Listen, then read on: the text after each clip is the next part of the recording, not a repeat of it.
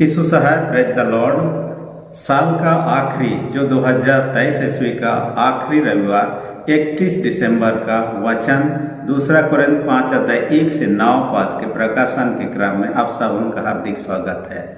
जैसे कि आप सेटअप से ही पता चल रहा होगा, क्रिसमस छुट्टी में गांव से मैं ये वीडियो बना रहा हूँ, इसलिए हो सकता है लाइट और आपका आवाज़ में फर्क महसूस हो रहा हो। जो भी हो, परंतु इस वचन पर पौलुस प्रेरित टेम्पररी घर और परमानेंट घर की चर्चा कर रहे हैं। टेम्पररी घर का मतलब ये लोग रहने वाले घर की चर्चा नहीं कर रहा है, ये घर हमारे शरीर के बारे में चर्चा कर रहा है। पौलुस प्रेरित उदाहरण दे देकर समझाने का प्रयत्न किया। उस समय जो कुछ देखता था यीशु मसीह ने भी यही किया, जैसे नमक, पेड़, फल इत्यादि, लाइट इत्यादि के माध्यम से प्रभु यीशु मसीह ने जैसे उदाहरण देकर समझाया। पौलुस प्रेरित यहाँ 2 उदाहरण को दिया हुआ है, जिसमें से उन्होंने ड्रेस का चर्चा किया है, दूसरा घर का चर्चा किया है। घर का मतलब ये शरीर को घर कहा है, और इसके अंदर में जो निवास करता है आत्मा निवास करता है। और ये घर जैसे कुछ घर टेम्पररी होता है, डेरे से नहीं होता है, वैसा ही ये शरीर जो है कुछ ही दिन का है, कुछ ही दिन के बाद में खत्म हो जाएगा। परंतु ये एक नया घर होगा, परमानेंट घर होगा, जो स्वर्गीय घर भी कहलाता है, और उस घर के बारे में चर्चा किया हुआ है। परंतु यहाँ पर जो टेम्पररी घर कहते हैं, टेंट के बारे में हम देखते हैं, कोई भी व्यक्ति टेंट या तंबू गढ़ते हैं कुछ समय के लिए, कुछ काम के उद्देश्य से, चाहे रास्ता में यात्रा के क्रम में टेंट गड़ा हो, चाहे कहीं पर ये लोग कैंपिंग के लिए जंगल में गया हो, जो भी हो, परंतु टेंट गढ़ने का काम अस्थायी रूप से होता है, माने टेम्पररी होता है, कुछ समय के लिए होता है। पौलुस प्रेरित स्वयं टेंट का काम करता था, यानी कि टेंट का बनाना, उसके द्वारा से जो पैसा कमाता था उसी से वो चलता था, अपने सेवा का काम को करता था। इसलिए वो इसका उदाहरण देने का किया क्या है, डेरा सरी का घर कहता है। दूसरा आप देखिएगा, आपने सुना होगा बोट हाउस के बारे में, यानी कि डोंगा में घर होता है, और ये घर चलता फिरता घर है, नदी में, ये में, झील में चलते फिरते इधर उधर जाते रहता है, और व्यक्ति उसी में रहता है कुछ दिनों के लिए, कुछ समय के लिए, कुछ हफ्तों के लिए कहिए, लेकिन ये परमानेंट नहीं होता है, ये कुछ समय के बाद में उसे छोड़ना ही पड़ता है। तीसरा एक उदाहरण है जो टेम्पररी घर का, वो तो है इग्लू। आपने सुना होगा, बर्फ जहाँ पर जमा होता है, बर्फ को खोद कर उसके अंदर में रहने के लायक जगह बनाया जाता है, और ये घर को इग्लू कहा जाता है। और ये कुछ समय के लिए, कुछ रात के लिए कहिए, बिताने के लिए, अपने शरण लेने के लिए होता है, ये टेम्पररी होता है। ये शरीर के बारे में यही कहता है, शरीर टेम्पररी है। पौलुस प्रेरित ये पत्री जो लिखता है, मकिदुनिया से लिखता है, लगभग 56 ईस्वी लगभग में ये लिखता है, और जानता था कि लोग विभिन्न प्रकार के ताड़ना, सताहट, परेशानी, मुसीबतों का सामना करेंगे, तो वे लोग घबराएंगे और परेशान ना हो, इसलिए आशा के साथ में इन वचनों को लिखकर भेजता है।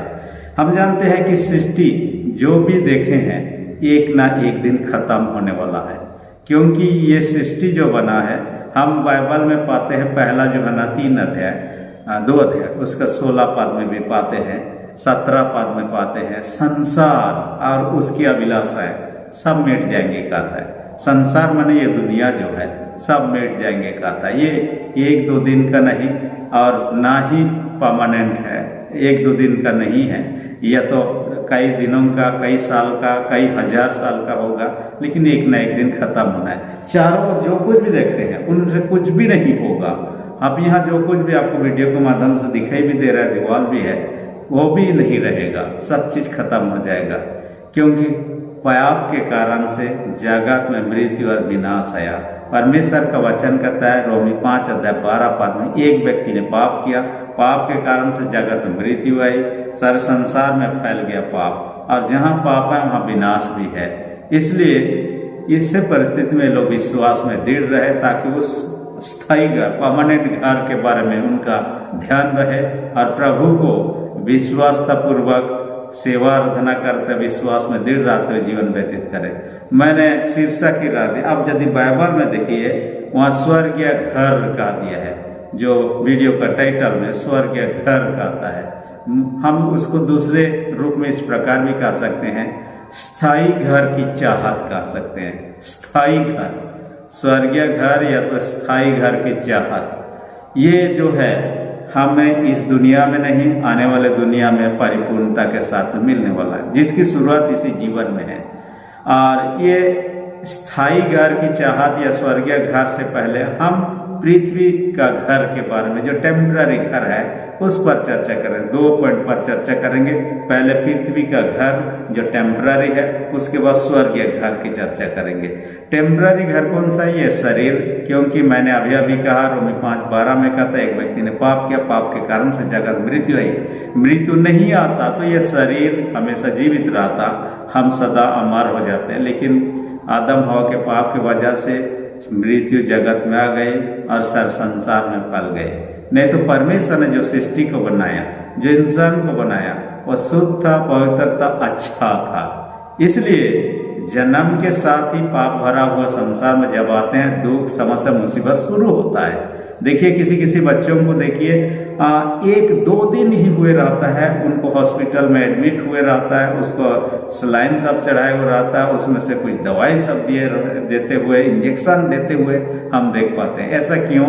इसलिए कि संसार दुख से भरा हुआ है। इसलिए सभोपदेशक के लेखक कहता है, मृत्यु का दिन जन्म के दिन की अपेक्षा उत्तम मानता है, क्योंकि जैसे जन्म लेते समस्या, मुसीबत, परेशानी हमारे जीवन में आना शुरू हो जाता है जब तक मृत्यु को प्राप्त नहीं कर। लेकिन मृत्यु के बाद में हम विश्राम पाते हैं, उन समस्याओं को सामना नहीं करते हैं। इसलिए वो अच्छा मानता है उन दिनों को। जो भी हो, टेम्पररी घर में कोई रहना नहीं चाहता है, परमानेंट घर, अपना घर हो, ज़्यादा अच्छा रहता है। हम कई बार लोगों को देखने पाते हैं, भाड़ा घर में रहते हैं, कुछ दिन के बाद में वहाँ से खाली करने के लिए कहा जाता है। ये बड़ा ही समस्या की बात है।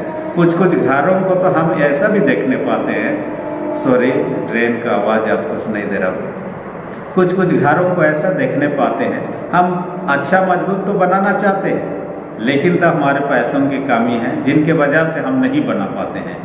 लेकिन आजकल आपने सुना होगा एक प्रकार का घर, डूम्सडे हाउस। डूम्सडे हाउस का मतलब है कयामत का दिन का घर। ये अंतिम दिन के लिए बनाया हुआ घर, जिसमें ये लोग सुरक्षित रह सकते हैं। डूम्सडे बंकर भी बनाया हुआ है। और ये बंकर क्या होता है? जितने प्रकार की बम आजकल फोड़ा जा रहा है, दुनिया को एक दूसरे के ऊपर में फोड़ने के लिए बनाया, उन सभी बम से भी ये रक्षा कर सकता है, ऐसे बंकर। और ऐसे बंकरों की संख्या मैंने पढ़ रहा था कि स्विट्जरलैंड सबसे ज़्यादा बंकर बनाया हुआ है, जिसमें 9 मिलियन लोग रह सकते हैं, यानी अपने जीवन को बचाने के लिए। लेकिन अभी मैंने कहा, संसार के जो कुछ भी है एक दिन नष्ट हो जाएगा। कभी भी परमेश्वर के क्रोध से किसी को कोई नहीं बचा सकता, यीशु मसीह के सिवा। इसके साथ ही साथ आप देखिएगा डूम्सडे सीड वॉल्ट करके घरों को बनाया गया है। इसमें क्या होता है? जो भी बीज है इस दुनिया में खेती बाड़ी का काम को किया जा रहा है, उन चीज़ों को उस डूम्सडे सीड वॉल्ट में जमा किया जाता है, ताकि दुनिया में आग लग जाए, बाढ़ आ जाए, कुछ भी हो जाए, उस घर के अंदर में रहने के दौरान वो सब सुरक्षित रहे। कई साल तक यदि ऐसा भी रहेगा, उसके बाद भी उस बीजों को निकाला जाए तो सुरक्षित पाया जाएगा, खेती आदमी कर सकता है। इसलिए लोग ऐसे परमानेंट चीज़ों को कर दिए हैं। लेकिन हम जानते हैं दिन के बाद में रात आना निश्चित है, रात के बाद में दिन आना निश्चित है।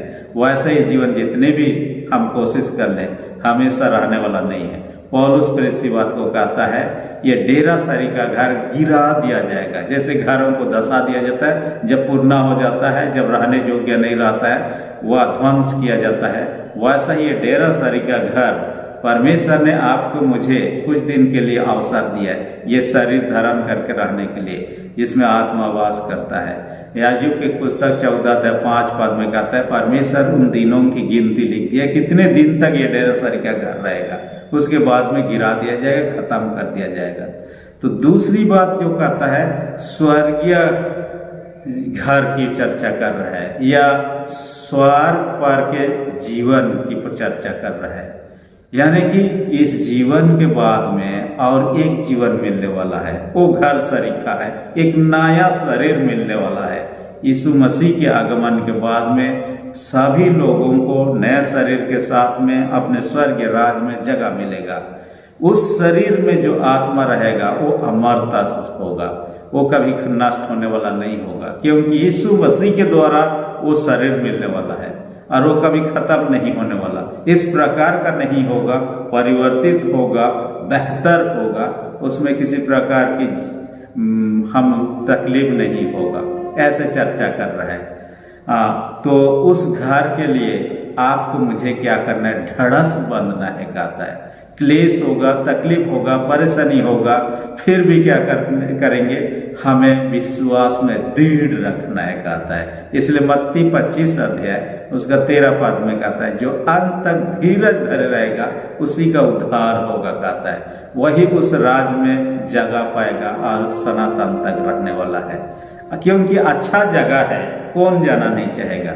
मैंने डाटा देख रहा था कि सबसे ज्यादा लोग अपने अपने देश को छोड़कर यदि दूसरे देश में बस रहे हैं तो कहा जाता है कि अमेरिका में बहुत ज्यादा लोग बस रहे हैं दूसरे देशों से, क्योंकि अमेरिका दुनिया का सबसे बेहतर देश में से है, बेहतर फैसिलिटीज है, वहाँ लोगों का जो जीवन प्रणाली है बेहतर है, इसलिए कई लोग वहाँ जाना पसंद करते हैं। हालांकि इससे ज़्यादा बेहतर जो जगह है कहा जाता है कि वो तो है आइसलैंड। एक देश है आइसलैंड, और ये मसीह धर्म से मानने के बाद में वहाँ के लोग 80% से ज़्यादा मसीही हो चुके हैं, और ज़्यादातर लोग evangelical Lutheran church of Iceland के हैं, उस चर्च से जुड़े हुए लोग हैं।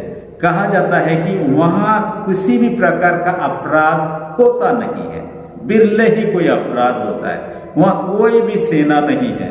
हमारे देश में डिफेंस के लिए आर्मी हो गया, सीआरपीएफ हो गया, सिक्योरिटी बीएसएफ हो गया, कई सारे जो डिपार्टमेंट हैं अपने देश की रक्षा के लिए लोग हैं, और करोड़ों अरबों रुपया हम इसके लिए बजट में रखते हैं ताकि अपने देश की रक्षा हो। लेकिन उस देश में क्राइमें नहीं है, इस कारण से इस प्रकार की कोई भी डिफेंस सर्विस नहीं है, सेना नहीं है, दूसरे लोग नहीं है, क्योंकि वहाँ पर कुछ होता नहीं है। हाँ, पुलिस है, पुलिस लोग ही सब चीज देखते हैं, लेकिन पुलिस लोगों भी बंदूक लेकर चलने का जरूरत ही नहीं, क्योंकि कुछ अपराधी नहीं होगा तो बंदूक पकड़ने की क्या जरूरत है। इन्हें गिने लोगों के पास में अपराध होता है, कोई ट्रैफिक का सिग्नल बिना देखे चला गया और चालान उसका कट गया, ऐसे अपराध सब ज्यादातर दिखाई देता, बड़े बड़े अपराध नहीं दिखाई देता। इसलिए कई लोग उस देश को पसंद करने लगे और जाने लगे हैं, बसने लगे हैं। जो भी हो, परंतु हम इससे भी बेहतर, जिसके बारे में अभी मैंने चर्चा की, उससे भी बेहतर स्वर्गीय घर होगा, उस घर को हम पहनना चाहिए। यहाँ पर कपड़े का चर्चा कर रहा है, जैसे पुराना कपड़ा को हम छोड़ देते हैं, फट जाता है, पुराना हो जाता है, हम नए ड्रेस को पहनते हैं, नए कपड़ों को पहनते हैं, वैसा ही इस जीवन पुराना हो जाएगा और एक दिन खत्म हो जाएगा, परंतु एक नया जीवन जो होगा, जैसे नया ड्रेस पहनते उस नहीं होगा।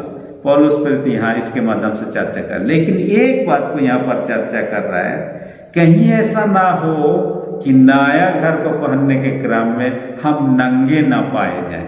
असल में क्या कहता है, लोगों को यह उम्मीद था कि यीशु मसीह का दोबारा आगमन जल्दी होगा, इसलिए वो चाह रहा था कि उनका जीते जी दूसरा आगमन हो जाए, ताकि लोगों का जब न्याय करेंगे उसके बाद नया घर जो मिलेगा, या तो स्वर्गीय घर जो होगा, नया जीवन जो होगा, उसके द्वारा से नया वस्त्र कोई लोग धारण कर लेंगे। नया शरीर मिलना ही नए वस्त्र के साथ में तुलना किया गया है। लेकिन यदि व्यक्ति मर जाता है तो ये शरीर तो खत्म हो गया, यहीं रह गया, ये शरीर में आत्मा नहीं रहेगा, उसके बाद दूसरा शरीर मिलने में टाइम लगेगा, क्योंकि यीशु मसीह का दूसरा आगमन कब होगा हम नहीं जानते हैं। लेकिन ये शरीर यदि छोड़ने के बाद में व्यक्ति मनो के अपने कपड़े उतार दिए, नए कपड़े का इंतजार करे, यीशु का दूसरे आगमन के साथ न्याय होगा। विद्वानों का ऐसा मानना है, कुछ लोगों का, जब नए कपड़े नहीं मिलने तक लोग क्या तब पहने हुए दिखाई देंगे, यानी कि ये नंगा दिखाई देंगे। तो ऐसा सिचुएशन परिस्थिति ना आए, इसलिए जल्दी से यीशु मसीह का आगमन हो जाए, ताकि जीते जी हम उस नए वस्त्र को धारण कर लें, नए घर में बस जाएं, नए शरीर जो हमें मिल जाए ताकि हम नंगे न पाए जाए। जो भी हो, परंतु हमारे लिए स्वर्गीय घर जो परमानेंट है उसकी चाह रखना है हर एक को, आपको, मुझे। और वहाँ कैसे जाएंगे, वो घर कैसे मिलेगा, वस्त्र कैसे मिलेगा, हम नहीं जानते, सिर्फ यीशु मसीह जानता है। यीशु मसीह ही दिला सकते हैं, यीशु मसीह वहाँ ले सकते हैं, उसके सिवा कोई दूसरा व्यक्ति नहीं है। इसलिए हम जैसे जब खेती करते हैं कई महीना तक इंतजार करते हैं फसल का उपजाऊ में, पेड़ भी लगाते हैं, कई साल इंतजार करते हैं फल पाने में। यदि माँ भी गर्भवती हो जाती है तो कुछ महीना तक ये इंतजार करती है बच्चे को जन्म देने के लिए। पैशंस उनमें होना चाहिए, तब जाके फल दिखाई देता है। वैसे ही हम स्वर्गीय फल की जिसकी प्राप्ति करना है, आपके मेरे अंदर पैशंस होना चाहिए, धीरज होना चाहिए।